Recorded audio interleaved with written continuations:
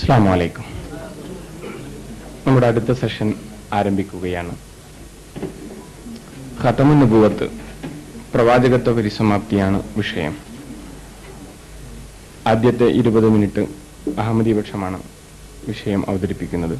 ശേഷം 40 മിനിറ്റ് മുജാഹിദ് പക്ഷവും പിന്നീട് 20 മിനിറ്റ് അഹമ്മദി പക്ഷവും അവതരിപ്പിക്കും. ശേഷം നമസ്കാരത്തിനും ഭക്ഷണത്തിനും വിശ്രമത്തിനും ശേഷമാണ് നമ്മുടെ മൂന്നാമത്തെ സെഷനായ മിർസയുടെ ചോദ്യോത്തര സെഷൻ ആരംഭിക്കുക. വിഷയം അവതരിപ്പിക്കാൻ അഹമ്മദി പക്ഷത്തെ പ്രതിനിധിയെ ക്ഷണിച്ചുകൊള്ളു.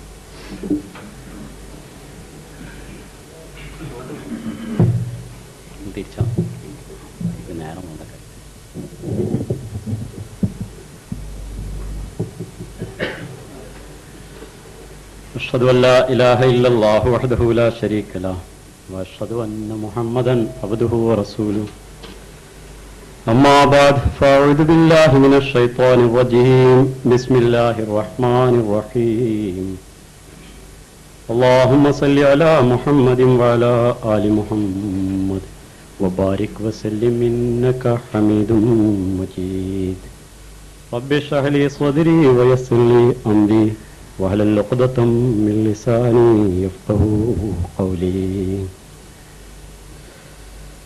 മാന്യ സഹോദരന്മാരെ, ഒരു വിഷയം ഇതിൻ്റെ സമാപ്തി കുറിക്കപ്പെട്ടു. സംവാദത്തിലെ രണ്ടാമത്തെ വിഷയം ഇനി സംവാദ വിധേയമാക്കപ്പെടുകയാണ്. ഖതമുൻ നുബുവത്ത് എന്നാണ് നിബന്ധനയിൽ കുറിക്കപ്പെട്ട വിഷയം. വിശുദ്ധ ഖുർആനിലുള്ള ഒരു ആയത്താണ് ഇതിന് നിദാനം. 33-ാമത്തെ അധ്യായത്തിൽ 40-ാമത്തെ വചനം, സൂറത്തുൽ അഹ്സാബിലെ 40-ാമത്തെ വചനം ഇപ്രകാരമാണ്: മാ കാന മുഹമ്മദുൻ അബാ അഹദിൻ മിർ റിജാലികും വലാകിർ റസൂലല്ലാഹ് വഖാതമൻ നബിയ്യീൻ വകാന അല്ലാഹു ബികുല്ലി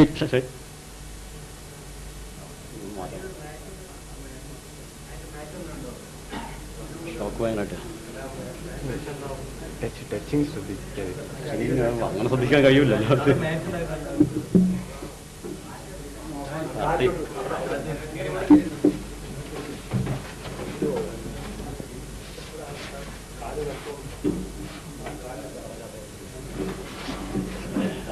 ായിട്ട് കാര്യമല്ല. ലേശം കിട്ടട്ടി, മൈക്കിന് ലേശം കിട്ടിയ പടമാണ്.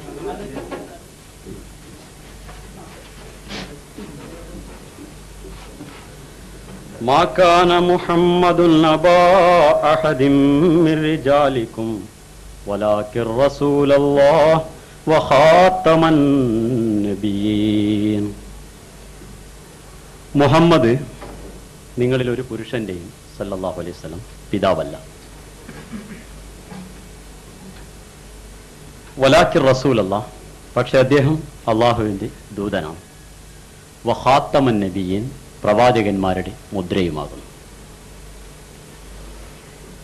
ഖാതമുൻ നബിയ്യീൻ എന്നാൽ മുഹമ്മദ് മുസ്തഫ സല്ലല്ലാഹു അലൈഹി വസല്ലം അന്ത്യപ്രവാചകനാകുന്നു, എല്ലാ പ്രവാചകന്മാരുടെയും അവസാനം വന്ന ആളാകുന്നു എന്നാണ് ഞങ്ങളുടെ എതിർപക്ഷമായ മുജാഹിദുകൾ വിശ്വസിക്കുന്നത്. അതേസമയത്ത് ഈ അർത്ഥം വിശുദ്ധ ഖുർആന്റെയും തിരു ഹദീസുകളുടെയും അടിസ്ഥാനത്തിൽ ശരിയല്ല എന്നാണ് ഞങ്ങൾ വിശ്വസിക്കുന്നത്. ഖാത്തം എന്ന പദം ഒരു സാമഗ്രി നാമമാണ്.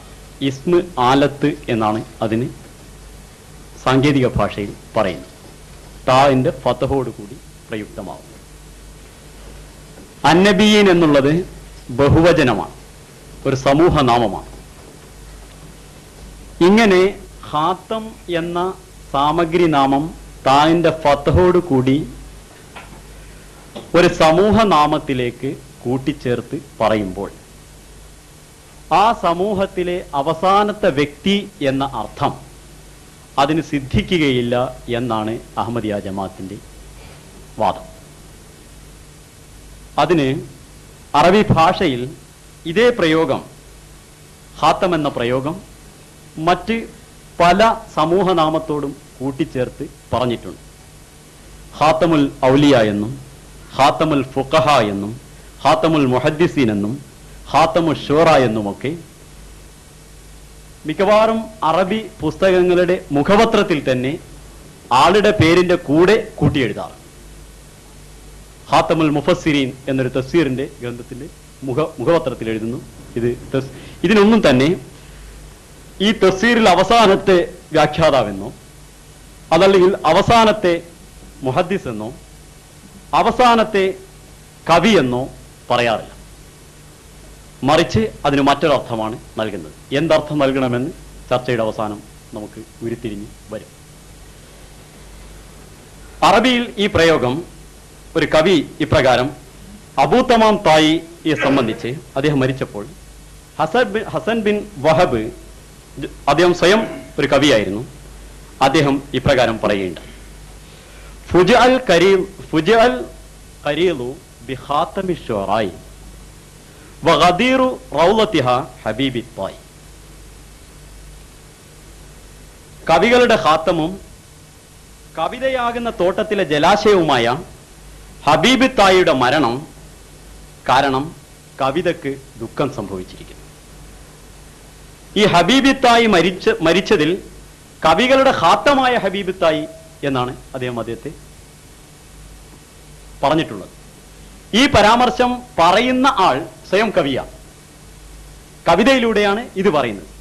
അപ്പൊ അറബി ഭാഷയിൽ അങ്ങനെ ഒരു പ്രയോഗം അവസാനത്തെ ആൾ എന്നതിലല്ല ഭാഷയിൽ പ്രയോഗിച്ചിട്ടുള്ളത്, മറിച്ച് മറ്റൊരർത്ഥത്തിലാണ് എന്നാണ്, അത് ശ്രേഷ്ഠൻ എന്നാണ് അങ്ങനെയുള്ള ഒരു പ്രയോഗത്തിന്റെ അർത്ഥം വരുന്നത് എന്നാണ് അഹമ്മദിയ പക്ഷം വാദിക്കുന്നത്. ഇത് ഇവിടെ പ്രമാണമായി വെച്ചിട്ടുള്ളത് വിശുദ്ധ ഖുർആനും തിരു സുന്നത്തുമാണ്. അപ്പോൾ ഈ പറയുന്ന അർത്ഥം, അവസാനത്തെ ആൾ എന്നുള്ള അർത്ഥം നൽകുകയാണെങ്കിൽ വിശുദ്ധ ഖുർആൻ യുഫസിറു ബാദുഹു ബാദ, അതിന്റെ ഒരു ഭാഗം മറ്റൊരു ഭാഗത്തെ വ്യാഖ്യാനിക്കുന്നു എന്ന് പറയുന്നത് ശരിയാണ്. അതുകൊണ്ട് മറ്റു പല ഭാഗങ്ങളിലും അതിനനുഗുണമായി ഇതേവരെ പ്രവാചകന്മാരെ അയച്ചുകൊണ്ടിരുന്ന അള്ളാഹുവിന്റെ ഒരു സുന്നത്തിനെ, അത് സുന്നത്താണെന്ന് അള്ളാഹു എടുത്തു പറഞ്ഞിട്ടുമുണ്ട്, ആ സുന്നത്തിൽ യാതൊരു മാറ്റവും വരികയില്ല എന്നും വിശുദ്ധ ഖുർആൻ പറയുന്നു. അങ്ങനെ ഒരു സുന്നത്തിനെ അള്ളാഹു നിർത്തുന്നുവെങ്കിൽ അത് വളരെയധികം സ്ഥലങ്ങളിൽ അള്ളാഹു ആവർത്തിച്ച് പറയേണ്ട ഒരു കാര്യമുണ്ട്. എന്നാൽ അത് പറയാതെ അങ്ങനെ നിർത്തിയതായിട്ട് എവിടെയും പറഞ്ഞിട്ടില്ല. ഇങ്ങനെ ഒരു ആയത്തിന് ആ അർത്ഥവുമില്ല എന്നാണ് ഞങ്ങൾ പറയുന്നത്.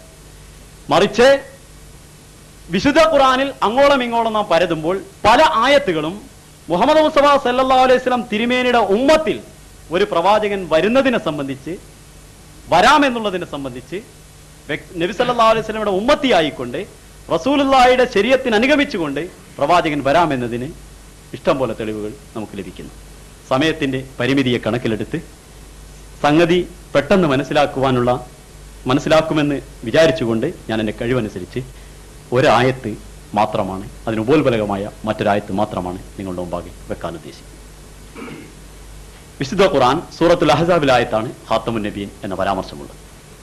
അതേ സൂറത്തിലെ 8-ാമത്തെ ആയത്ത്, 33-ാം അധ്യായത്തിൽ 8-ാമത്തെ ആയത്ത് ഇപ്രകാരമാണ്: വൈദ് അഖദിനാ മിനൻ നബിയ്യീന മീസാഖഹും വമിൻക വമിൻ നൂഹിം വഇബ്രാഹീമ വമൂസ വഈസ ഇബ്നു മറിയമ വഅഖദിനാ മിൻഹും മീസാഖൻ ഖലീല. നാം വൈദ് അഖദിനാ മിനൻ നബിയ്യീന മീസാഖഹും, നാം പ്രവാചകന്മാരിൽ നിന്ന് അവരുടെ ഉടമ്പടി വാങ്ങിയ സന്ദർഭം, അവരോട് കരാർ വാങ്ങിയ സന്ദർഭം. വമിൻക, ഓ മുഹമ്മദ് നബിയെ, താങ്കളിൽ നിന്നും നാം കരാർ വാങ്ങി. ഒമിൻ നൂഹിം വ ഇബ്രാഹിം വ മൂസ വ ഈസ ഇബ്നു മറിയം, അതേപോലെ ഇബ്രാഹിമിൽ നിന്നും ഈസ ഇബ്നു മറിയമിൽ നിന്നും നൂഹിൽ നിന്നും നാം കരാർ വാങ്ങിയിട്ടുണ്ട്. വഅഖദിനാ മിൻഹും മീസാഖൻ ഖലീല, നാം അവരിൽ നിന്നെല്ലാം വാങ്ങിയിട്ടുള്ള കരാർ സുദൃഢമായ ഒരു കരാറാണ്. ആയത്തിന്റെ ആശയം, പ്രവാചകന്മാരിൽ നിന്ന് അള്ളാഹു ഒരു കരാർ വാങ്ങി, അത് വമിൻക മുഹമ്മദ് നബി സല്ലല്ലാഹു അലൈഹി വസല്ലം തങ്ങളിൽ നിന്നും വാങ്ങിയിട്ടുണ്ട്. യുഫസ്സിറു ബാദുഹു ബാദ, ഒരു ഭാഗം മറ്റൊരു ഭാഗത്തെ വിശദീകരിക്കുന്നു ഖുർആൻ.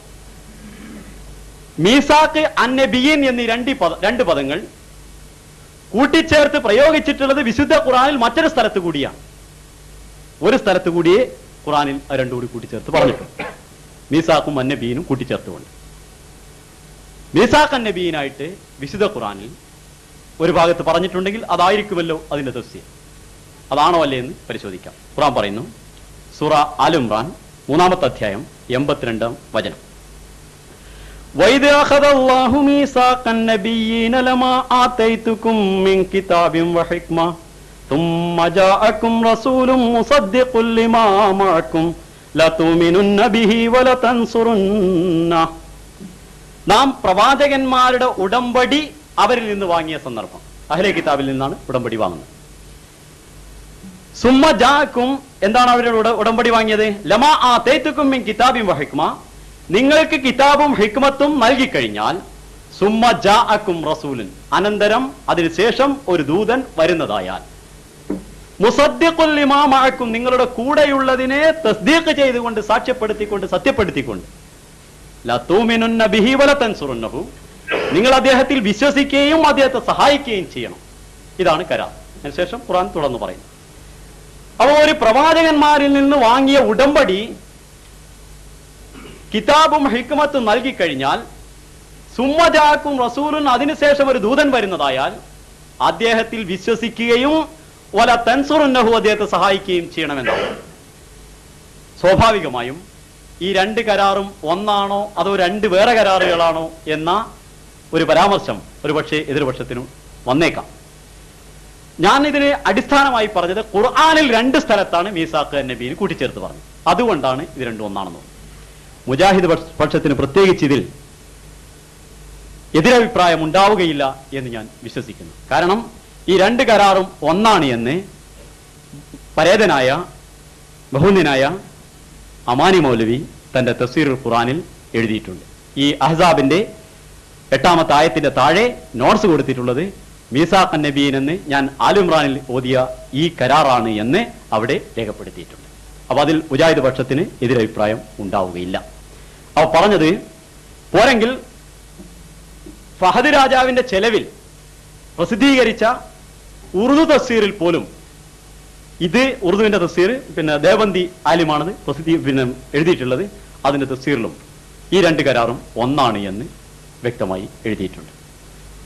അപ്പം മുഹമ്മദ് മുസ്തഫ സല്ലല്ലാഹു അലൈഹി വസല്ലമയിൽ നിന്ന് അള്ളാഹു കരാർ വാങ്ങുന്നു. പ്രവാചകന്മാരുടെ ഉടമ്പടി, പ്രവാചകന്മാരോട് ഉടമ്പടി വാങ്ങിയത് അവർക്ക് കിതാബും ഹിക്മത്തും നൽകിക്കഴിഞ്ഞാൽ ഒരു ദൂതൻ വരുന്നതായാൽ അദ്ദേഹത്തെ വിശ്വസിക്കണം, സഹായിക്കണമെന്നാണ്.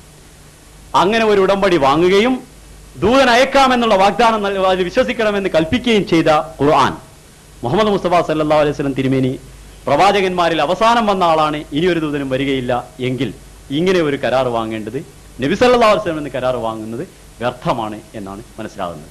മറിച്ച് കരാർ വാങ്ങുമ്പോൾ ആ അർത്ഥം, ഈ കൊടുക്കുന്ന അർത്ഥം ശരിയല്ല എന്ന് വ്യക്തമാകുന്നു. ഇനി അങ്ങനെ ഒരു നബി വരികയില്ല എന്നാണ് ഒരു വിശ്വാസമെങ്കിൽ ആ വിശ്വാസം ലലാലത്തിന്റെ അഖീദയാണ്, വഴികേടിന്റെ വിശ്വാസമാണ് എന്നുകൂടി വിശുദ്ധ ഖുർആൻ വ്യക്തമായി പറഞ്ഞിട്ടുണ്ട്. നസ്സുൽ സരീഹ്, ലഖദ് ജാഅക്കും യൂസുഫ് മിൻ ഖബ്ലു ബിൽ ബയ്യിനാത്തി ഫമാ സിൽതും ഫീ ശക്കിൻ മിമ്മാ ജാഅക്കും ബിഹി ഹത്താ ഇദാ ഹലക ഖുൽതുൽ ലയ്യബഅസല്ലാഹു മിൻ ബാദിഹി റസൂലാ. ഇതിനു മുമ്പ് നിങ്ങൾക്ക് ബയ്യിനാത്തുമായി യൂസുഫ് വന്നിരുന്നു, നിങ്ങൾ അദ്ദേഹം നിങ്ങളുടെ അടുത്ത് കൊണ്ടുവന്നതുമായിട്ട് അന്നതിൽ സംശയാലുക്കളായി നിന്നു. അങ്ങനെ ഹത്താ ഇദാ ഹലക, അദ്ദേഹം മരിച്ചപ്പോൾ ഖുൽതും, നിങ്ങൾ പറഞ്ഞു, ലയ്യബഅസല്ലാഹു മിൻ ബാദിഹി റസൂലാ, ഇനി അല്ലാഹു ഒരു പ്രവാചകനെയും അയക്കുകയില്ല. അപ്പൊ പൂർവ്വകാലത്തുണ്ടായിട്ടുള്ള ഒരു സംഭവമാണ്, ഒരു നബി വന്നു കഴിഞ്ഞാൽ ഇനി ഒരു നബിയും വരികയില്ല എന്നുള്ള വിശ്വാസം അവിടെ ഉണ്ടായിരുന്നുവെന്ന് പ്രവാചക വൃത്താന്തം യൂസുഫ് അലൈഹി ഇസ്ലാമിന്റെ കാലത്തുണ്ടായത് എടുത്തുകൊണ്ട് വിശുദ്ധ ഖുർആൻ പറയുന്നു. എന്തിനാണ് ഈ വൃത്താന്തം നമുക്ക് പറഞ്ഞു തന്നത്? അതൊന്ന് നമുക്ക് പാഠം ഉൾക്കൊള്ളുന്നതിന് വേണ്ടി ഖുർആൻ തുടർന്ന് പറയുന്നു, കദാലിക യുളില്ലുല്ലാഹു മൻ ഹുവ മുസ്രിഫും മുർതാബ്. ഇങ്ങനെയാണ് അള്ളാഹു മുസ്രിഫും മുർതാബായ സംശയാലുക്കളും ഇസ്രാഫ് ചെയ്യുന്നവരുമായിട്ടുള്ള ആളുകളെ കദാലിക യുളില്ലുല്ലാഹു, ഇപ്രകാരമാണ് അള്ളാഹു വഴികേടിലാക്കുന്നത്. ഇനി ഒരാളും വരികയില്ല എന്ന് പറയുന്ന യൂസുഫ് നബിയുടെ കാലത്തുണ്ടായിരുന്ന ആളുകളെ, അതേപോലെ പറയുന്ന ആളുകളെ ഇങ്ങനെയാണ് അള്ളാഹു വഴികേടിലാക്കുന്നത്. അങ്ങനെ പറഞ്ഞുകൊണ്ടാണ് വഴികേടിലാക്കാറുള്ളത് എന്ന്. അങ്ങനെ പറയുന്നത് അള്ളാഹു കദാലിക യത്ബഅല്ലാഹു അലാ കുല്ലി ഖൽബി മുതകബ്ബിരിൻ ജബ്ബാർ, തകബ്ബറും പിന്നെ അഹംഭാവികളും തോന്നിവാസികളുമായ ആളുകളെ ഈ വിധത്തിൽ അള്ളാഹു അവരുടെ ഹൃദയങ്ങളിൽ മുദ്ര വെക്കുന്നു എന്നുകൂടി ഖുർആൻ അടുത്ത ആയത്തിൽ തുടർന്ന് പറയുന്നു. ഞാൻ പറഞ്ഞതിന്റെ ചുരുക്കം, ഒരു പ്രവാചകൻ വരാമെന്നുള്ള കരാറ് ഖാത്തമൻ നബീൻ എന്ന ആയത്തിന്റെ മുമ്പ് തന്നെ വിശുദ്ധ ഖുർആൻ പറയുന്നു. അങ്ങനെയുള്ള കരാറ് വാങ്ങിയുന്ന സ്ഥിതിക്ക് ഒരു പ്രവാചകൻ വരുന്നതിന് ഖാത്തമൻ നബീൻ അവസാനത്തെ പ്രവാചകൻ എന്നർത്ഥം കൊടുക്കുവാൻ നിവൃത്തിയില്ല. മറ്റൊരു കാര്യം, അങ്ങനെ നബി വരികയില്ല എന്ന് പറയുകയാണെങ്കിൽ അത് ദലാലത്തിന്റെ അഖീദയാണ് എന്നുകൂടി വിശുദ്ധ ഖുർആൻ മറ്റൊരിടത്ത് പറയുന്നു. ഈ സ്ഥിതിക്ക് ഖാത്തമൻ നബീന് അങ്ങനെ ഒരു അർത്ഥം കൊടുക്കുന്നത് ശരിയല്ല എന്നാണ് പറയുന്നത്. ഇനിയോ രണ്ടാമത്തെ പ്രമാണം ഇവിടെ പറഞ്ഞത് വിശുദ്ധ ഹദീസുകളാണ്. മുഹമ്മദ് മുസ്തഫ സല്ലല്ലാഹു അലൈഹി വസല്ലം തിരുമേനിയുടെ ഉമ്മത്തിൽ ഒരു പ്രവാചകൻ വരുമെന്ന കാര്യത്തിൽ മുജാഹിദുകളും അഹമ്മദികളും തമ്മിൽ അഭിപ്രായം തരമില്ല. വരാനിരിക്കുന്ന ഇബ്നു മറിയം അള്ളാഹുവിന്റെ പ്രവാചകനായിരിക്കും, പ്രവാചകനായിരിക്കും, പ്രവാചകനായിരിക്കും, നബിയുള്ളയായിരിക്കും എന്ന് 4 പ്രാവശ്യം അള്ളാഹുവിന്റെ റസൂൽ ആവർത്തിച്ച് പറഞ്ഞത്, ഒരേ ഹദീസിൽ ആവർത്തിച്ച് പറഞ്ഞത് മുസ്ലിം ദജ്ജാലിനെ സംബന്ധിച്ച് വിവരിക്കുന്ന ഭാഗത്ത് എടുത്തു വിവരിച്ചിട്ടുണ്ട്. അപ്പോൾ നബി സല്ലല്ലാഹു അലൈഹി വസല്ലം പറയുന്ന ഒരു നബി വരുമെന്നാണ്. കൂടാതെ ആ വരാനിരിക്കുന്ന ഇബ്നു മറിയം ലൈസ ബൈനി വ ബൈനഹു നബിയുൻ, എനിക്കും അദ്ദേഹത്തിനും ഇടയിൽ ഒരു പ്രവാചകനില്ല എന്നും റസൂൽ സല്ലല്ലാഹു അലൈഹി വസല്ലം തിരുമേനി പറയുന്നു. അപ്പൊ ആ വരുന്ന ആള് പ്രവാചകനാണ്. സഹീഹുൽ ബുഖാരി. അപ്പോൾ വരുന്ന ആളൊരു പ്രവാചകനാണ്. പ്രവാചകൻ വരുമെന്ന കാര്യത്തിൽ യാതൊരു തർക്കവുമില്ല. അങ്ങനെ പ്രവാചകൻ വരുമെന്നാണെങ്കിൽ റസൂൽ സല്ലല്ലാഹു അലൈഹി വസല്ലം പ്രവാചകന്മാരുടെ കൂട്ടത്തിൽ അവസാനത്തെ ആൾ എന്നർത്ഥം കൊടുക്കാൻ നിവൃത്തിയില്ല. ഈസാ നബി നബിയായിട്ടല്ല വരിക എന്നുള്ളത് മുജാഹിദീങ്ങൾ അംഗീകരിക്കുന്ന വിശ്വാസമല്ല എന്ന് മാത്രമല്ല, അത് വിശുദ്ധ ഖുർആന് ഘടകവിരുദ്ധവും മുഹമ്മദ് മുസ്തഫ സല്ലല്ലാഹു അലൈഹി വസല്ലം പറഞ്ഞ സഹീഹുൽ ബുഖാരിയിലെ ഹദീസിനും മുസ്ലിമിലുള്ള ഹദീസിനും ഘടകവിരുദ്ധവുമാകുന്നു. അപ്പൊ പ്രവാചകൻ തന്നെയാണ്. പിന്നെ പഴയ ഈസാ നബിയാണ്, പുതിയ ഈസാ നബി അല്ല എന്നുള്ള ചർച്ച കഴിഞ്ഞ ചർച്ചയിൽ അവസാനിച്ചു. അതുകൊണ്ട് ആ ചർച്ചയിലേക്ക് ഇനി പോകേണ്ട ആവശ്യമില്ല എന്നുള്ളതും സത്യമാണ്. ഇനി പോരെങ്കിൽ മുഹമ്മദ് മുസ്തഫ സല്ലല്ലാഹു അലൈഹി വസല്ലം ഖാത്തമുൻ നബിയിൽ നിന്ന് ആയത്തിറങ്ങുന്നത് ഹിജ്റ 5-ാം വർഷമാണ്. ഹിജ്റ 9-ാം വർഷം 8-ാം വർഷം മുഹമ്മദ് മുസ്തഫ സല്ലല്ലാഹു അലൈഹി വസല്ലം തിരുമേനിയുടെ പുത്രൻ ഇബ്രാഹിം എന്ന കുട്ടി വഫാത്താകുന്നു. ആ വഫാത്തിനോടനുബന്ധിച്ച് റസൂൽ സല്ലല്ലാഹു അലൈഹി വസല്ലം തിരുമേനി പറഞ്ഞു, ലൗ ആശ ലക്കാന സിദ്ദീഖൻ നബിയ. ഹിജ്റ 9-ാം വർഷം. അദ്ദേഹം ജീവിച്ചിരുന്നുവെങ്കിൽ, ഇബ്രാഹിം ജീവിച്ചിരുന്നുവെങ്കിൽ സിദ്ദീഖ് നബിയാകുമായിരുന്നുവെന്ന്, പ്രവാചകനാകുമായിരുന്നുവെന്ന്. അപ്പൊ ആയത്ത് ഖാത്തമുൻ നബീൻ ഇറങ്ങിയതിന് ശേഷം 4 വർഷം ആ ആയത്ത് ഓതിക്കൊണ്ടിരുന്നു, അത് പഠിപ്പിച്ചുകൊണ്ടിരിക്കുന്ന റസൂൽ തിരുമേനി പറയുന്നു, ഇബ്രാഹിം ജീവിച്ചിരുന്നുവെങ്കിൽ പ്രവാചകനാകുമായിരുന്നുവെന്ന്. അപ്പോൾ നബി വരികയില്ല എങ്കിൽ ഇബ്രാഹിം ജീവിച്ചിരുന്നുവെങ്കിലും പ്രവാചകനാകുമായിരുന്നില്ല എന്നാണ് റസൂൽ സല്ലല്ലാഹു അലൈഹി വസല്ലം പറയേണ്ടത്. ഇനി അതുകൊണ്ടാണ് മരിച്ചത് എന്ന് പറയുകയാണെങ്കിൽ അപ്പൊ അതിനുള്ള മറുപടി പിന്നീട് പറയാം. അപ്പോൾ മുഹമ്മദ് മുസ്തഫ സല്ലല്ലാഹു അലൈഹി വസല്ലം തിരുമേനിയുടെ ഹദീസുകളിൽ നിന്ന് മനസ്സിലാകുന്നത്, വിശുദ്ധ ഖുർആനിൽ നിന്ന് മനസ്സിലാകുന്നത്, ഖത്തമുൻ നുബുവത്ത് എന്ന് പറഞ്ഞാൽ റസൂൽ സല്ലല്ലാഹു അലൈഹി വസല്ലം തിരുമേനി പ്രവാചകന്മാരുടെ അവസാനത്തെ പ്രവാചകൻ എന്നല്ല, മറിച്ച് റസൂൽ സല്ലല്ലാഹു അലൈഹി വസല്ലം തിരുമേനിയുടെ ഉമ്മത്തിൽ വീണ്ടും പ്രവാചകൻ വരുമെന്ന് റസൂൽ സല്ലല്ലാഹു അലൈഹി വസല്ലം തിരുമേനിയും പറഞ്ഞിട്ടുണ്ട്. വിശുദ്ധ ഖുർആനും വ്യക്തമായി അക്കാര്യം വെട്ടിത്തുറന്ന് പറഞ്ഞിട്ടുണ്ട്. ഇനി ഖാത്തമിന്റെ അർത്ഥം പിന്നെ എന്താണ്? ഖാത്തമിന്റെ ലിറ്ററലി മീനിങ്, ഭാഷാർത്ഥം പറയുകയാണെങ്കിൽ മുദ്ര എന്നാണ്. ഇങ്ങനെ മുദ്ര എന്ന് ഉപയോഗിക്കുമ്പോൾ, അങ്ങനെ ഭാഷാർത്ഥത്തിൽ പ്രയോഗിക്കുമ്പോൾ അതിന്റെ അർത്ഥം അതിൽ ശ്രേഷ്ഠനാണ് എന്നുള്ള അർത്ഥമാണ്. മുഹമ്മദ് മുസ്തഫ സല്ലല്ലാഹു അലൈഹി വസല്ലം തിരുമേനി ഖാത്തമൻ നബിയനായതുകൊണ്ട് സകല പ്രവാചകന്മാരും മുഹമ്മദ് മുസ്തഫ സല്ലല്ലാഹു അലൈഹി വസല്ലം തിരുമേനിയുടെ സാക്ഷ്യത്തോടു കൂടിയാണ് പ്രവാചകത്വം, യഥാർത്ഥത്തിലുള്ള പ്രവാചകത്വം സ്ഥാപിതമാകുന്നത്. സകല പ്രവാചകന്മാരും പ്രവാചകനാണ് എന്നുള്ളതിന് സാക്ഷ്യമുദ്രയാണ് മുഹമ്മദ് മുസ്തഫ സല്ലല്ലാഹു അലൈഹി വസല്ലം തിരുമേനി. അതേപോലെ മുഹമ്മദ് മുസ്തഫ സല്ലല്ലാഹു അലൈഹി വസല്ലം തിരുമേനിയുടെ ഉമ്മത്തിൽ ഒരു പ്രവാചകൻ വരികയാണെങ്കിൽ ആ പ്രവാചകനും മുഹമ്മദ് മുസ്തഫ സല്ലല്ലാഹു അലൈഹി വസല്ലം തിരുമേനിയുടെ മുദ്രയോടുകൂടി മാത്രമേ പ്രവാചകനാകാൻ നിവൃത്തിയുള്ളൂ. അതായത് റസൂൽ സല്ലല്ലാഹു അലൈഹി വസല്ലമയുടെ അദറൈസേഷൻ, റസൂൽ സല്ലല്ലാഹു അലൈഹി വസല്ലം തിരുമേനിയെ അനുകരിച്ചുകൊണ്ടും റസൂൽ സല്ലല്ലാഹു അലൈഹി വസല്ലമയുടെ ദീനും അനുകരിച്ചുകൊണ്ടും മാത്രമേ ഒരു പ്രവാചകൻ വരികയുള്ളൂ. ഇനി ഖാത്തം എന്നതിന് ഖാത്തിം എന്നൊരു ഖിറാഅത്ത് കൂടിയുണ്ട് എന്ന് പറയുകയാണെങ്കിൽ അവസാനിപ്പിക്കുന്നവൻ എന്ന അർത്ഥം കിട്ടും. മുഹമ്മദ് മുസ്തഫ സല്ലല്ലാഹു അലൈഹി വസല്ലം തിരുമേനി സകല പ്രവാചകന്മാരെയും അവസാനിപ്പിക്കുന്ന ആളാണ് എന്നർത്ഥം ലഭിക്കുകയാണെങ്കിൽ, മുമ്പുള്ള പ്രവാചകന്മാരുടെ എല്ലാ പ്രബലതകളെയും അവരുടെ ദൗത്യങ്ങളെയും സകല പ്രവാചകന്മാരെയും അവസാനിപ്പിച്ചതിന് ശേഷമാണ് മുഹമ്മദ് മുസ്തഫ സല്ലല്ലാഹു അലൈഹി വസല്ലം തിരുമേനിയുടെ ദൗത്യം തുടങ്ങുന്നത്. സകല പ്രവാചകന്മാരുടെയും ദൗത്യങ്ങൾ മുഹമ്മദ് സല്ലല്ലാഹു അലൈഹി വസല്ലം അവസാനിപ്പിക്കുന്നു. ഇനി അവസാനത്തെ എന്നർത്ഥം ആലങ്കാരികമായി എടുക്കുന്നു എങ്കിൽ അത് അഹമ്മദികൾ ആലങ്കാരികമായി അത് സ്വീകരിക്കുന്നു, നേരിട്ടുള്ള അർത്ഥമല്ല. ആലങ്കാരികമായിട്ട് അങ്ങനെ ഒരു അർത്ഥമുണ്ടെങ്കിൽ ആ അർത്ഥം ഞങ്ങൾ സ്വീകരിക്കുന്നുവെങ്കിൽ ആത്മീയ പദവികളിൽ എല്ലാ പ്രവാചകന്മാരുടെയും ഏറ്റവും അവസാനത്തെ പദവി, ആ പ്രവാചകന്മാരുടെ ഏറ്റവും അത്യുന്നതമായ പദവി ലഭിച്ച ആളാണ് മുഹമ്മദ് മുസ്തഫ സല്ലല്ലാഹു അലൈഹി വസല്ലം. എല്ലാ കമാലാത്തും എല്ലാവിധത്തിലുള്ള ശ്രേഷ്ഠതകളും മഹത്വങ്ങളും മുഹമ്മദ് മുസ്തഫ സല്ലല്ലാഹു അലൈഹി വസല്ലമിൽ അവസാനിച്ചിരിക്കുന്നു. മറ്റെല്ലാ പ്രവാചകന്മാരുടെയും അപേക്ഷിച്ച് റസൂൽ സല്ലല്ലാഹു അലൈഹി വസല്ലമാണ് ശ്രേഷ്ഠ പ്രവാചകൻ. ഇങ്ങനെ പറയാനുണ്ടായ കാരണം ഈ ഖാത്തമൻ നബീൻ എന്ന പദം മഖാമുൽ മദ്ഹിൽ, റസൂൽ സല്ലല്ലാഹു അലൈഹി വസല്ലം തിരുമേനിയുടെ ശ്രേഷ്ഠതയെ വിവരിച്ചുകൊണ്ട് ബഹുമാനാഭിധാനമായി കൊണ്ടാണ് പ്രയുക്തമായിട്ടുള്ളത്.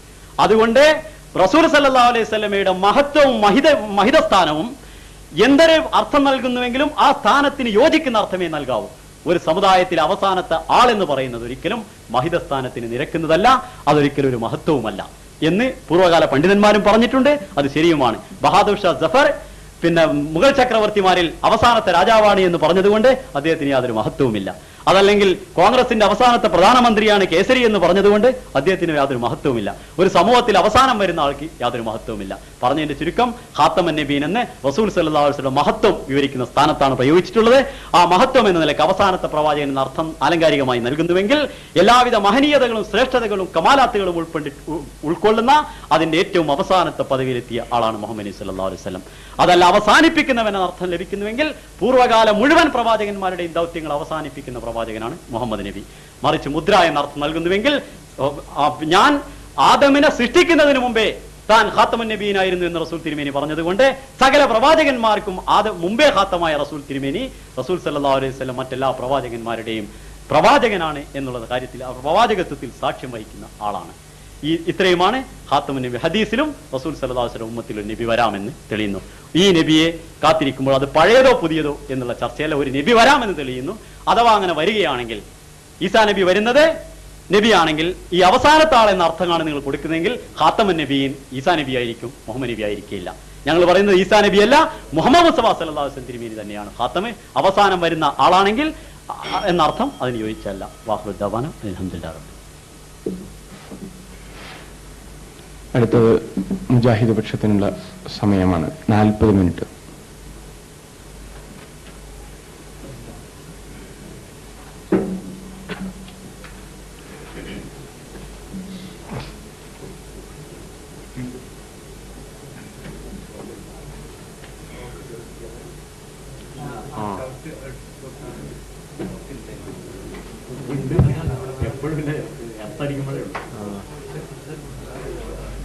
السلام عليكم. الحمد لله والصلاة والسلام على رسول الله وعلى آله وأصحابه الفائزين برضا الله. أما بعد، إن نريد إلا الإصلاح ما استطعت وما توفيقي إلا بالله عليه توكلت وإليه أنيب. رب اشرح لي صدري ويسر لي أمري واحلل عقدة من لساني يفقه قولي. أعوذ بالله السميع العليم من الشيطان الرجيم. بسم الله الرحمن الرحيم. ما كان محمد أبا أحد من رجالكم ولكن رسول الله وخاتم النبيين وكان الله بكل شيء عليما. صدق الله مولانا العظيم. പ്രിയമുള്ള സഹോദരന്മാരെ, ഖത്മുൻ നുബുവത്ത് ആണ് നമ്മുടെ ഈ സെഷനിൽ നടക്കുന്ന ചർച്ചയുടെ വിഷയം. മുഹമ്മദ് നബി സല്ലല്ലാഹു അലൈഹി വസല്ലമക്ക് ശേഷം ഇനിയും പ്രവാചക നിയോഗമുണ്ടാവാം എന്ന മുസ്ലിം ലോകത്തിന് അറിയാത്ത, വിശുദ്ധ ഖുർആനിനും തിരുസുന്നത്തിനും ഘടകവിരുദ്ധമായ ഒരു വാദഗതിയാണ് ഖാദിയാനി പക്ഷം ഉന്നയിച്ചുകൊണ്ടിരിക്കുന്നത്, ഇവിടെ ഉന്നയിച്ചിട്ടുള്ളത്. സൂറ അഹ്സാബിലെ 40-ാമത്തെ ആയത്ത്, അതിന്റെ അർത്ഥസഹിതം എതിർപക്ഷം ഉദ്ധരിച്ചത് നിങ്ങൾ കേട്ടുകഴിഞ്ഞു. ആ അർത്ഥകൽപ്പനയിൽ ഖാതമുൻ നബിയീൻ എന്നതുമായി ബന്ധപ്പെട്ടുകൊണ്ട് മാത്രമേ നമുക്ക് അവരുമായി അഭിപ്രായ വ്യത്യാസമുള്ളൂ. ഖാതമുൻ നബിയീൻ എന്ന പദം അല്ലെങ്കിൽ ആ പ്രയോഗം അവരും അംഗീകരിക്കുന്നുണ്ട് എന്നത് സത്യമാണ്.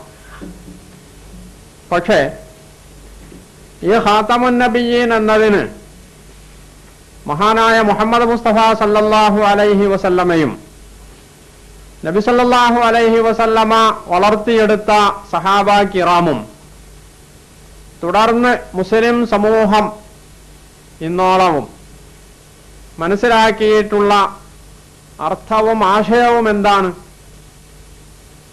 എന്ന് വ്യതിരിക്തമായി മനസ്സിലാക്കിക്കൊണ്ട് മാത്രമേ ഈ വാദഗതിയിൽ അടങ്ങിയിട്ടുള്ള അബദ്ധങ്ങളും അത് ഇസ്ലാമിന് എത്രമാത്രം വിരുദ്ധമാണ് എന്നതും നമുക്ക് മനസ്സിലാക്കാൻ കഴിയുകയുള്ളൂ. ഖുർആനിന്റെ എന്ന് മാത്രമല്ല ഏത് വേദത്തിന്റെയും അല്ലെങ്കിൽ ഏത് പ്രസ്ഥാനത്തിന്റെയും യഥാർത്ഥ ചൈതന്യം അതിന്റെ വിശ്വാസത്തിലായാലും കർമ്മത്തിലായാലും നിലനിൽക്കുന്നത് ആദ്യ തലമുറയിലാണ് എന്ന കാര്യം അവിതർക്കിതമാണ്.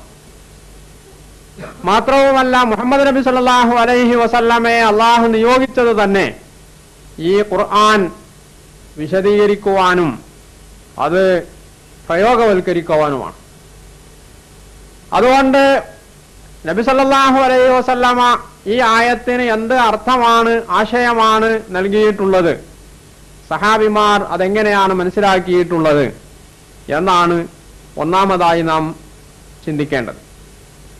അതോടൊപ്പം അറബി ഭാഷയിൽ ഖാത്തം എന്ന പദത്തിന് അത് വ്യക്തിയുമായി ഒറ്റ വ്യക്തികളുമായി ചേർത്ത് പറയുമ്പോഴും സമൂഹ നാമവുമായി അല്ലെങ്കിൽ ബഹുവചനവുമായി ചേർത്ത് പറയുമ്പോഴുമൊക്കെ അതിനെന്ത് അർത്ഥമാണ് അറബികൾ മനസ്സിലാക്കിയിട്ടുള്ളത് എന്നും നാം ചിന്തിക്കേണ്ടതുണ്ട്. ഇവിടെയുള്ള വാദഗതി ഖാത്തം എന്നതിന്റെ യഥാർത്ഥ അർത്ഥം മുദ്ര എന്നാണ്. അവസാനത്തേത് എന്നത് ആലങ്കാരികാർത്ഥമാണ് എന്നാണ്. ഒരു പദത്തിന്റെ യഥാർത്ഥ അർത്ഥം എന്താണ്, അതിന്റെ ആലങ്കാരികാർത്ഥം എന്താണ് എന്ന് പറയേണ്ടത് അത് ആ ഭാഷയിലെ പടുക്കളാണ് എന്നത് സർവസമ്മതമായ ഒരു യാഥാർത്ഥ്യമാണ്. ആ നിലക്ക് ഖാത്തം എന്നതിന് പൗരാണിക അറബി ഭാഷാ പടുക്കൾ എന്ത് അർത്ഥം പറഞ്ഞു എന്ന് പരിശോധിച്ചാൽ അറബി ഭാഷാ നിഘണ്ടുക്കളിലൊക്കെയും അതിന് പറഞ്ഞിട്ടുള്ള അർത്ഥം അവസാനത്തേത് എന്നാണ് എന്ന് കാണാൻ കഴിയും. ഖതമ യഖ്തിമു ഖത്മൻ ഖിതാമൻ അശ്ശൈഅ ബലഗ ആഖിറഹു എന്നാണ് അൽ ഖാമൂസുൽ മുഹീത്തിൽ പറഞ്ഞിട്ടുള്ളത്. ഖതമ ശൈഅ ഒരു വസ്തുവിനെ ഖത്മ ചെയ്തു എന്ന് പറഞ്ഞാൽ ബലഗ ആഖിറഹു അതിന്റെ അവസാനത്തിലെത്തി എന്നാണ്. ആഖിർ എന്നതും ആഖർ എന്നതും രണ്ട് പ്രയോഗമാണ്. ആഖർ എന്ന് പറയുമ്പോൾ റജുലുൻ ആഖർ മറ്റൊരാൾ, അംറുൻ ആഖിർ അവസാനത്തെ കാര്യം. അപ്പൊ ആഖർ എന്ന ഖാഇന് ഫത്ഹ് നൽകിക്കൊണ്ടാണെങ്കിൽ മറ്റൊന്ന് എന്നും, ആഖിർ എന്ന് കസ്റ് കൊടുത്തുകൊണ്ടാണെങ്കിൽ അവസാനത്തേത് എന്നുമാണ് അറബി ഭാഷയിൽ അർത്ഥം കിട്ടുക. ഇതാണ് ഖതമ ബലഗ ആഖിർ.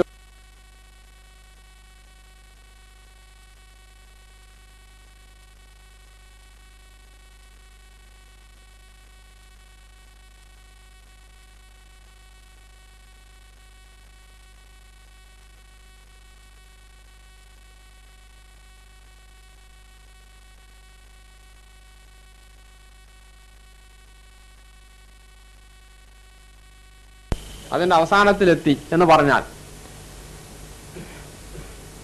ഇനി ഇതേ ഖാമൂസുൽ മുഹീത്തിൽ തന്നെ പറയുന്നു, വൽ ഖാതമു മാ യൂളഉ അലത്തീനതി വഹുലിയുൻ ലിൽ ഇസ്ബഇ കൽ ഖാതം വൽ ഖാതാം വൽ ഖൈതാം വൽ ഖീതാം വൽ ഖതം വൽ ഖാത്തിയാം ജമ്മു വഖവാതീം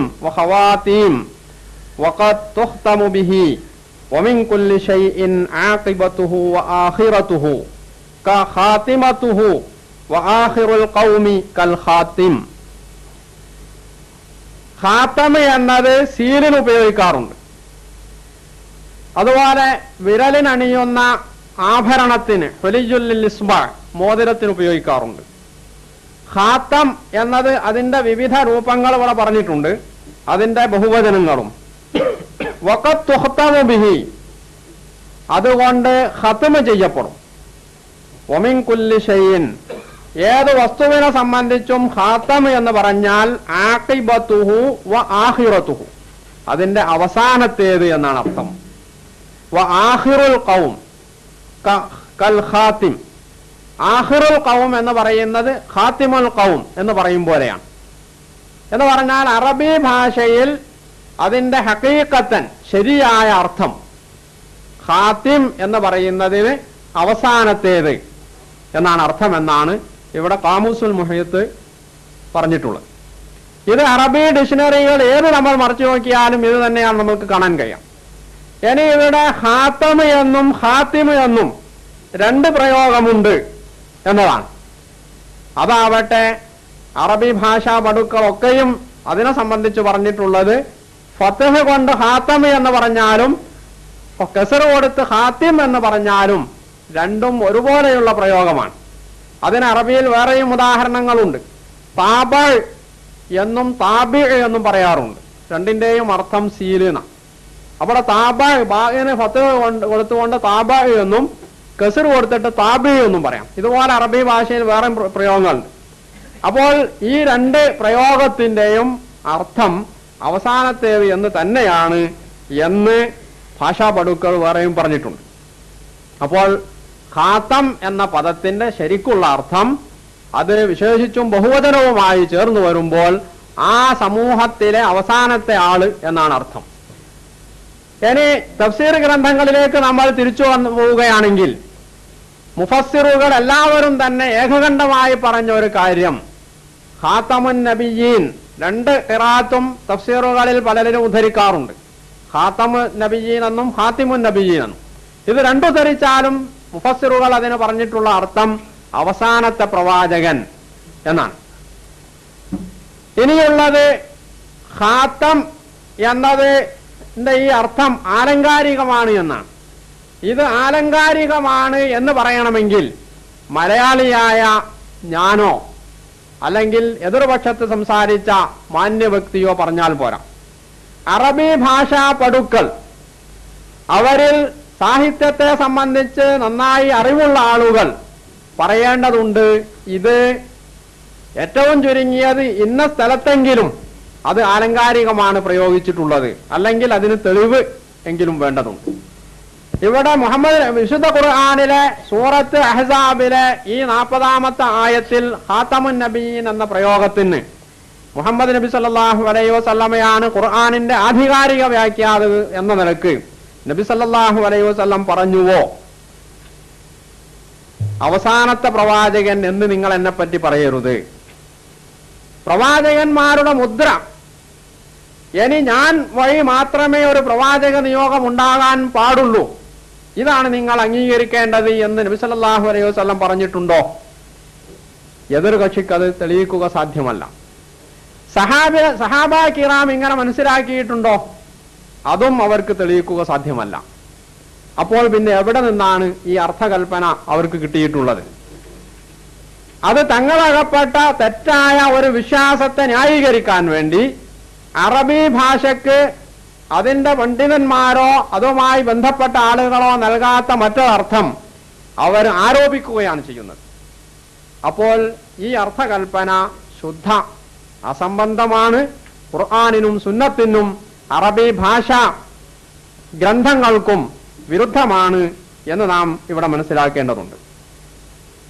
ഇവിടെ ഒരു കവിത ഉദ്ധരിക്കുകയുണ്ടായി. ഖാത്തം എന്നത് പൗരാണിക പണ്ഡിതന്മാർ ശ്രേഷ്ഠൻ എന്ന അർത്ഥത്തിൽ ഉപയോഗിച്ചിട്ടുണ്ട് എന്ന് തെളിയിക്കാൻ.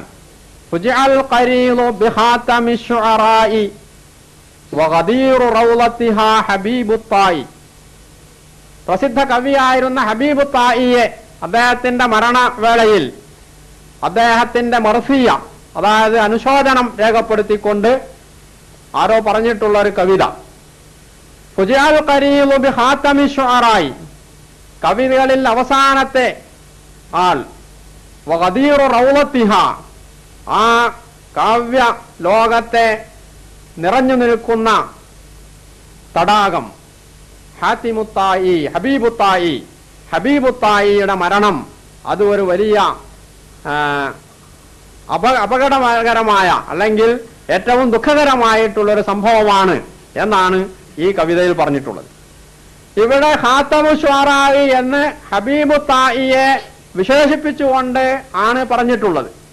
ഇത് വിശേഷണമാകണമെങ്കിൽ പോലും ഇതിന് ഖാത്തം എന്നതിന് അവസാനത്തേത് എന്ന അർത്ഥമുണ്ടെങ്കിൽ അത് സാധ്യമാവുകയുള്ളൂ. കാരണം ഭാഷയിൽ, ഏത് ഭാഷയിലുമുണ്ട് മുബാലഗ എന്ന് പറയുന്ന ഒരു പ്രയോഗം, അതായത് അതിശയോക്തി എന്നാണ് മലയാളത്തിൽ അതിന് പറയാം. ഒരാളിൽ ഇല്ലാത്ത ഒരു ഗുണം അയാളിൽ ആരോപിക്കുന്നതിനാണ് അതിശയോക്തി പ്രയോഗം എന്ന് പറയുന്നത്. ഈ അർത്ഥത്തിൽ പൗരാണിക പണ്ഡിതന്മാർ പലരെ സംബന്ധിച്ചും ഖാത്തം എന്ന പദം പ്രയോഗിച്ചു കാണാം. യഥാർത്ഥത്തിൽ ആലങ്കാരിക പ്രയോഗം എന്ന് പറയുന്നത് അതാണ്. ഖാത്തമുൽ മുഹദ്ദിസീൻ എന്നോ ഖാത്തമുൽ മുഫസ്സിരീൻ എന്നോ ഖാത്തിമത്തുൽ മുഹഖ്ഖിഖീൻ എന്നോ ഒക്കെ പറഞ്ഞാൽ ഇത് അതിന്റെ ശരിയായ അർത്ഥത്തിൽ പ്രയോഗിച്ചെങ്കിൽ മാത്രമേ അത് അതിശയോക്തിപരമായ മുബാലഗയായിട്ടുള്ള ഒരു പ്രയോഗം പോലും ആവുകയുള്ളൂ. അള്ളാഹുവിനെ സംബന്ധിച്ചിടത്തോളം മുഹമ്മദ് നബി സല്ലല്ലാഹു അലൈഹി വസല്ലമക്ക് പ്രയോഗിച്ച ഈ പ്രയോഗം ഒരു അതിശയോക്തിയുടെ രീതിയിൽ പ്രയോഗിക്കേണ്ട ഒരു കാര്യവുമില്ല. എന്തുകൊണ്ട്? മുഹമ്മദ് മുസ്തഫ സല്ലല്ലാഹു അലൈഹി വസല്ലമയെ സംബന്ധിച്ചിടത്തോളം ആദം അലൈഹിസ്സലാമിൽ തുടങ്ങിയ ഈ റിസാലത്തിന്റെ, ഈ ദൗത്യത്തിന്റെ പരിസമാപ്തി, അതിന്റെ സമ്പൂർത്തി അത് മുഹമ്മദ് നബി സല്ലല്ലാഹു അലൈഹി വസല്ലമയിലൂടെയാണ് അള്ളാഹു കുറിക്കുന്നത്. അൽയൗമ അക്മൽതു ലക്കും ദീനക്കും വഅത്മംതു അലൈക്കും നിഅമതി വറദീതു ലക്കുമുൽ ഇസ്ലാമ ദീന. ഇന്ന് നിങ്ങൾക്ക് നിങ്ങളുടെ ദീൻ ഞാൻ പൂർത്തീകരിച്ചു തന്നിരിക്കുന്നു, എന്റെ അനുഗ്രഹം ഇത് പൂർണ്ണമായി ഞാൻ നിങ്ങൾക്ക് നൽകി കഴിഞ്ഞിരിക്കുന്നു, നിങ്ങൾക്ക് ഇസ്ലാമിനെ ദീനായി ഞാൻ തൃപ്തിപ്പെട്ടു തന്നിരിക്കുന്നു എന്ന് മുഹമ്മദ് നബി സല്ലല്ലാഹു അലൈഹി വസല്ലമയിലൂടെയാണ് ഖുർആൻ പ്രസ്താവിച്ചിട്ടുള്ളത്, അള്ളാഹു പ്രസ്താവിച്ചിട്ടുള്ളത്. പണ്ടൊരു പ്രവാചകന്റെ നാക്കിലൂടെയും ഇത് അള്ളാഹു പ്രസ്താവിച്ചിട്ടില്ല എന്ന് നമുക്കറിയാവുന്നതാണ്. അപ്പോൾ മുഹമ്മദ് നബി സല്ലല്ലാഹു അലൈഹി വസല്ലമയിലൂടെ പറഞ്ഞ ഈ കാര്യം അള്ളാഹു അതിശയോക്തിയിലൂടെ പറയേണ്ട ഒരു കാര്യവുമില്ല. മാത്രവുമല്ല, ഇവിടെ മുഹമ്മദ് നബി സല്ലല്ലാഹു അലൈഹി വസല്ലമ തന്നെയും ഈ ആയത്തിന് നൽകിയിട്ടുള്ള വിശദീകരണം എന്താണ്? മുഹമ്മദ് നബി സല്ലല്ലാഹു അലൈഹി വസല്ലമ പല ഒരു ആവർത്തിച്ചു പറഞ്ഞ കാര്യം, അന ഖാതമുൻ നബിയ്യീൻ, ഞാൻ അവസാനത്തെ പ്രവാചകനാണ്, ഞാൻ അവസാനത്തെ പ്രവാചകനാണ് എന്ന ഈ ഖാതം എന്ന പദം അല്ലെങ്കിൽ അതിന്റെ ക്രിയാരൂപത്തിലുള്ള പദങ്ങളൊക്കെ പറഞ്ഞപ്പോഴും നബി അതിൽ സംശയം തീർക്കാൻ വേണ്ടി, ഇനി ഇതുപോലുള്ള ദുർവ്യാഖ്യാനങ്ങൾക്ക് പഴുതു നൽകാതിരിക്കാൻ വേണ്ടി എന്നോണം തീർത്ത് ഒന്നുകൂടി നബി സല്ലല്ലാഹു അലൈഹി വസല്ലം പറഞ്ഞു, ലാ നബിയ്യ ബഅദി, എനിക്ക് ശേഷം നബിയില്ല. അപ്പോൾ ഖുതിമ ബിയൻ നബിയ്യൂൻ, എന്നിലൂടെ പ്രവാചകന്മാർക്ക് അന്ത്യം കുറിക്കപ്പെട്ടിരിക്കുന്നു. ഇനി അന്ത്യം എന്ന് പറയുമ്പോൾ അതിന് തെറ്റായ അർത്ഥധ്വനിയുണ്ട് എന്നാണെങ്കിൽ അവസാനം കുറിക്കപ്പെട്ടിരിക്കുന്നു എന്ന് വെച്ചുകൊള്ളുക. പക്ഷെ അപ്പോൾ ഉന്നയിക്കപ്പെടുന്ന വാദം, ഒരാൾ അവസാനത്തെ ആളായതുകൊണ്ട് അയാൾക്ക് മഹത്വം ഉണ്ടാകണമെന്നില്ല, അല്ലെങ്കിൽ അവസാനത്തെ ആളാവുന്നത് മഹത്വമല്ല എന്ന. പല കാര്യങ്ങളിലും അത് ശരിയാവാം. എന്ന് മാത്രമല്ല, മനുഷ്യരുടെ ഇത്തരത്തിലുള്ള സാധാരണഗതിയിലുള്ള കാര്യങ്ങളിൽ അവസാനത്തേത് എന്നത് ചിലപ്പോൾ ശരിയായ അർത്ഥത്തിലായിക്കൊള്ളണമെന്നുമില്ല. എന്നാൽ അള്ളാഹു ഒരാളെ സംബന്ധിച്ച് അവസാനത്തെ ആൾ എന്ന് പറഞ്ഞാൽ അയാളെ സംബന്ധിച്ച് ഏറ്റവും വലിയ മഹത്വം അതേ ആവുകയുള്ളൂ. എന്തുകൊണ്ട്? മുഹമ്മദ് മുസ്തഫ സല്ലല്ലാഹു അലൈഹി വസല്ലമയെ സംബന്ധിച്ചിടത്തോളം ആദം അലൈഹിസ്സലാം മുതൽക്ക് വന്ന പ്രവാചക പരമ്പരയിൽ അള്ളാഹു ലോകത്തിന്, ആ പരമ്പരയിലൂടെ അള്ളാഹു ലോകത്തിന് നൽകിയിട്ടുള്ള ഈ സന്ദേശം, ആ സന്ദേശത്തിന്റെ ഏറ്റവും ഒടുവിലത്തെ വാക്ക് പറയാനുള്ള അർഹതയും അധികാരവും അത് മുഹമ്മദ് മുസ്തഫ സല്ലല്ലാഹു അലൈഹി വസല്ലമയിൽ നിക്ഷിപ്തമാണ് എന്ന് അള്ളാഹു പറഞ്ഞാൽ, അതാണ് പിന്നെയും ഈ സംഗതി വിശദീകരിക്കാൻ ആള് വരുന്നതിനേക്കാൾ മുഹമ്മദ് നബി സല്ലല്ലാഹു അലൈഹി വസല്ലമയുടെ മഹത്വത്തിന് തിളക്കം കൂട്ടുക, അതിന് തിലകക്കുറിയായി ചാർത്തപ്പെടുക എന്ന് നാം മനസ്സിലാക്കേണ്ടതുണ്ട്. അപ്പോൾ മുഹമ്മദ് നബി സല്ലല്ലാഹു അലൈഹി വസല്ലമക്ക് ശേഷവും ഖുർആൻ വിശദീകരിക്കാൻ ഇനിയും പ്രവാചകന്മാർ വന്നുകൊണ്ടിരിക്കും എന്നാണെങ്കിൽ മുഹമ്മദ് നബി സല്ലല്ലാഹു അലൈഹി വസല്ലമയുടെ വിശദീകരണം കാലോചിതമല്ലാതെ പോവാം. ചിലപ്പോൾ അതിൽ കാലത്തിന്റെ ഒഴുക്കിന്റെ അവസ്ഥ അല്ലെങ്കിൽ അതിന്റെ വിഗതികൾക്കനുസരിച്ച് ചില നീക്കുപോക്കുകൾ ആവശ്യമാണ്. അത് വരുന്ന പ്രവാചകൻ നൽകിക്കൊള്ളും എന്ന് വരേണ്ടതാണ്. അങ്ങനെയുള്ള ഒരു പ്രയോഗം പോലും വിശുദ്ധ ഖുർആനിൽ നിന്ന് ലഭ്യമാവുകയില്ല. മാത്രവുമല്ല, ഒരു കാര്യം അത് അർത്ഥശങ്കക്കിടമില്ലാതെ വ്യാഖ്യാനത്തിന് പഴുതില്ലാത്ത വിധത്തിൽ തെളിയിക്കപ്പെടുമ്പോൾ മാത്രമേ അതൊരു സമൂഹം വസ്തുനിഷ്ഠമായി അല്ലെങ്കിൽ പൂർണ്ണാർത്ഥത്തിൽ അത് അംഗീകരിക്കേണ്ടതുള്ളൂ എന്നുകൂടി നാം മനസ്സിലാക്കേണ്ടതുണ്ട്. പല കാര്യങ്ങളും വിശദീകരണത്തിന് പഴുതുള്ളതാണെങ്കിൽ ഞാൻ നൽകുന്ന വിശദീകരണം അല്ലെങ്കിൽ ഞാൻ കാണുന്ന അതിന്റെ ആശയം ആയിക്കൊള്ളണമെന്നില്ല നിങ്ങൾ അതിന് നൽകുന്നത്. അങ്ങനെ വരുമ്പോൾ എനിക്ക് നിങ്ങളെയോ നിങ്ങൾക്ക് എന്നെയോ അതിന്റെ പേരിൽ ആക്ഷേപിക്കാൻ പറ്റുകയില്ല. അതേപോലെ അള്ളാഹു ഒരുവനാണ് എന്ന ഈ വിശദീകരണങ്ങൾക്ക് അല്ലെങ്കിൽ വ്യാഖ്യാനങ്ങൾക്ക് പഴുതില്ലാത്ത ഈ പ്രഖ്യാപനം ഇത് ഞാൻ അംഗീകരിക്കുന്നില്ലെങ്കിൽ നിങ്ങൾക്ക് എന്നെ ആക്ഷേപിക്കാം, നിങ്ങൾ അംഗീകരിക്കുന്നില്ലെങ്കിൽ എനിക്ക് നിങ്ങളെയും ആക്ഷേപിക്കാം. ഇത് തന്നെയാണ് പ്രവാചകത്വത്തിന്റെ കാര്യത്തിലുമുള്ളത്. മുഹമ്മദ് നബി സല്ലല്ലാഹു അലൈഹി വസല്ലമ അവസാനത്തെ പ്രവാചകനാണ് എന്ന കാര്യം അത് അർത്ഥശങ്കക്കിടമില്ലാതെ ഖുർആനിൽ ഖണ്ഡിതമായി പറഞ്ഞിരിക്കെ, മുഹമ്മദ് നബി സല്ലല്ലാഹു അലൈഹി വസല്ലമ തന്നെ അത് വിശദീകരിച്ചിരിക്കെ, പിന്നെ അതിനെ വ്യാഖ്യാനിക്കാൻ ദുർവ്യാഖ്യാനം നൽകാൻ പോകുന്നത് ഖുർആനിനോട് ചെയ്യുന്ന കടുങ്കയ്യാണ്, പ്രവാചകനോട് ചെയ്യുന്ന അപരാധമാണ്, ഇസ്ലാമിൽ നിന്ന് പുറത്തു പോകാൻ കാരണമാണ് എന്ന് കൂടി നാം മനസ്സിലാക്കേണ്ടതുണ്ട്. അതോടൊപ്പം മുഹമ്മദ് നബി സല്ലല്ലാഹു അലൈഹി വസല്ലമയുടെ സമൂഹത്തിൽ നിന്ന്, സമുദായത്തിൽ നിന്ന് ഉമ്മത്തി നബി വരാമെന്ന് ഖുർആൻ സൂചിപ്പിക്കുന്നുണ്ട്. പോയി എവിടെയാണ് ഈ ഖുർആനിന്റെ സൂചന? നമ്മളാരും കണ്ടിട്ടില്ല. ഇവിടെ ഉദ്ധരിക്കപ്പെട്ട ആയത്തുകളാവട്ടെ, ഇത് ഒന്നാമതായി സഹാബാ കിറാമായിരുന്നു, അല്ലെ മുഹമ്മദ് നബി സല്ലല്ലാഹു അലൈഹി വസല്ലം തന്നെയായിരുന്നു അത് മനസ്സിലാക്കേണ്ടിയിരുന്നത്. നബി സല്ലല്ലാഹു അലൈഹി വസല്ലം അങ്ങനെ മനസ്സിലാക്കി എന്നതിന് ഒരു തെളിവുമില്ല, സഹാബികൾ മനസ്സിലാക്കി എന്നതിനുമില്ല. എന്ന് മാത്രമല്ല, മുസ്ലിം സമൂഹത്തിലെ താബിയുകളോ താബിയുകളോ അല്ലെങ്കിൽ ഇവർ പോലും അംഗീകരിക്കുന്ന മുജദ്ദിദുകളോ ഇവരാരും തന്നെ അങ്ങനെ ഒരു ആശയം അതിൽ നിന്ന് മനസ്സിലാക്കിയതിനും തെളിവ് സമർപ്പിക്കാൻ അവർക്ക് സാധ്യമല്ല എന്നുള്ളതാണ്. ഇവിടെ ഉദ്ധരിക്കപ്പെട്ടിട്ടുള്ള